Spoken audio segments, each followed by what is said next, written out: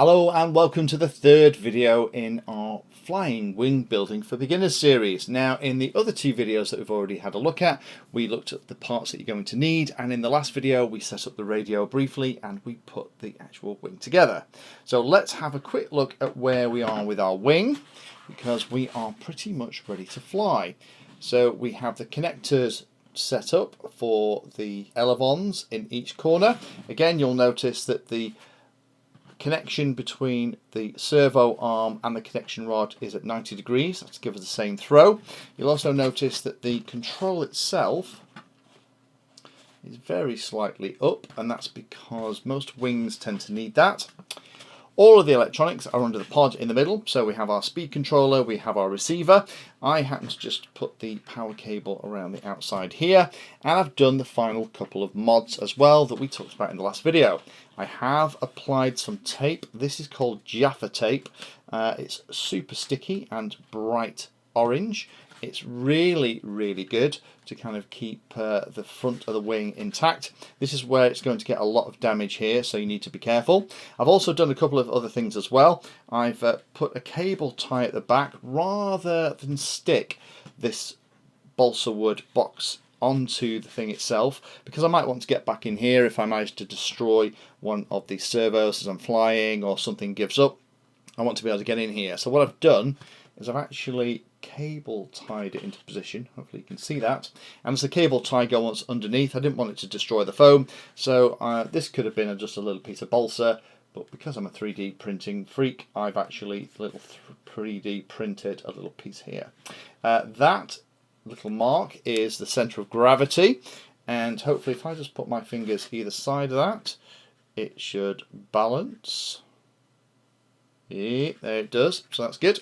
I've also put a battery strap around the battery as well, and again I've 3D printed a little thing, but that could be just a piece of plastic that you cut out from the side of a bottle, or it could just be a little bit of balsa wood, or I've even used a popsicle stick from a lollipop before. That's the kind of perfect thing just to cut and shape. So those are the main things already. This little guy is pretty much ready to take out to fly. Now, there's a couple of things that I'd recommend that you do here. First of all is calibrate the speed controller. Now, the way you calibrate the speed controller is you turn your radio on, do this without the prop attached, put your throttle to the top position, plug the ESC in, it'll beep a couple of times and then go quiet, and then drop the throttle to the very lowest position, and then it'll beep again, and that will calibrate the throttle. You need to do that and just make sure that you have full throttle range. Next thing I'd recommend that you do is have a think about adding exponential to your controls. Now, the way you add expo differs on each radio, but the way I've done it on here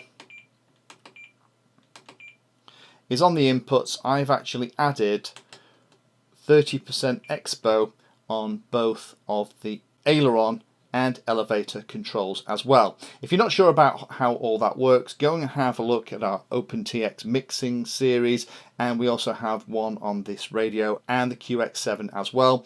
But check out the manual for the radio you're using. I'd recommend that you put in a decent healthy expo for something like a wing. They tend to be super responsive and agile. So I'd go a little bit higher than you normally would if you already have experience of flying other kinds of fixed wing models. I'm going to put 30% expo on both of those controls. That should help me out. Other thing I'd potentially do is just check your throws. In the manual that's come with this one, there aren't any throws listed, so I'm going to fly it as is and see how sensitive it is. But if the throws are too big, then you can either dial them back on the radio itself just by changing the mixes, or you can change the linkage arrangement. So what you might be able to do is just move the connector in here. So at the moment it's on the very outest edge of the servo arm. That's going to go to the biggest throw. You can kind of move this in slightly because we have other holes that we can choose from, and that will give you slightly less throw but still retain the resolution. Do check that your failsafe works. You might have to rebind to make sure that it's all set up. You, again, without the prop attached, power it up, run the motor, and then turn the radio off. The motor should stop and the control surfaces should go back to a nice neutral position. If that isn't the case, then have a check and make sure that you've got failsafe set up. Then once you've done all that stuff, the last thing to do is to install the prop Again, this thing actually comes with kind of an inbuilt prop saver on the prop itself. I really like prop savers on wings. The reason being is that the prop is well proud of the bottom of the wing as you're landing, and there's a very good chance it's going to get knocked and tweaked. And having a prop saver just gives that little bit of flexibility and resilience, so hopefully it won't completely crash. So last thing to do then is to charge the battery. Now we know the central gravity is right, we have everything else set up. Other thing you could consider is setting up a throttle cut switch, so when that switch is in the position it overrides the throttle channel with 0. I might do that on this because I tend to have my throttle switch, or my throttle kill switch is always this one here, and I might set that up very quickly. Once that's done, let's go to the field and have a fly. So here we are out at the field, and it's our first couple of flights with this wing. You will absolutely have to trim any wing that you start flying out, because invariably the torque of the motor, you're having to combat that. You may be having to combat the position of the battery. The centre of gravity might not be spot on, so be prepared to click those trims around to get it flying really well. A small wing like this is going to be very susceptible to wind, so you might find that going up the field into the wind is going to give you one flight characteristic, going downfield is going to give you another, but try and even it out. The best way to maiden a wing is, where you possibly can, is try and make sure that you get it flying nice and level and straight in very calm conditions, and then so long as you're continually putting the same battery in the same spot on the flying wing, you're going to be able to be set up pretty much straight from the go. I tend to launch my flying wings just like a discus, so I tend to grip the edge and throw them into the air, and this wing, just like all the other ones, is really good fun. As you can see here, it's very agile. It will do flips and rolls and all kinds of funky maneuvers without getting into too much trouble at all. The fact it's only a little 10 amp speed controller and a little motor at the back means that 500 milliamp hour battery will comfortably give me 7-8 minutes of flight time without getting into too much. Last thing to do then, when you come back to the bench after that initial flight, you'll now spot that your trims are slightly moved around on your radio. Some radios allow you to store those positions into other trims. Now we actually have a video where we talk about that, where what you can do is save the trim positions into the sub trims, and that gives you a whole nother set. I quite like doing that.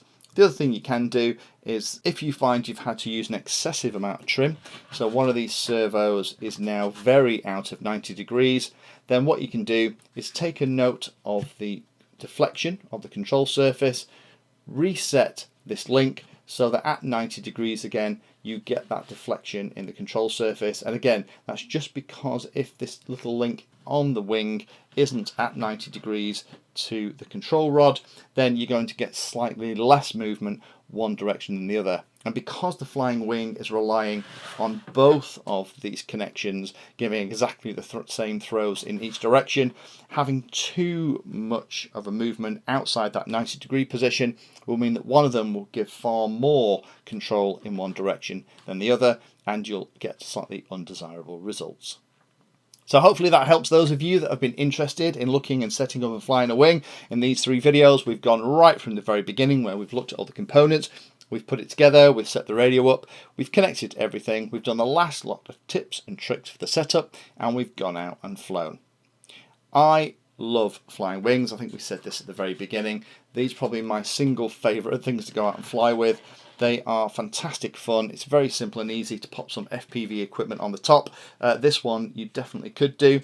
The centre of gravity with this, because it's so far back because of the way the wing works, I'd almost have to set the FPV equipment towards the back here, overlooking the front of the battery. So this might not be a perfect wing to turn into FPV, but we'll be looking at other wings in the coming weeks where they are designed for FPV setups, so you've got a really nice weight distribution and the spots for your camera and video transmitter too. Thank you for taking the time to watch that video, and particularly for watching right to the very end. We try and release a video on Tuesday and Friday, and sometimes we'll release 1 or 2 extra ones in a week as well.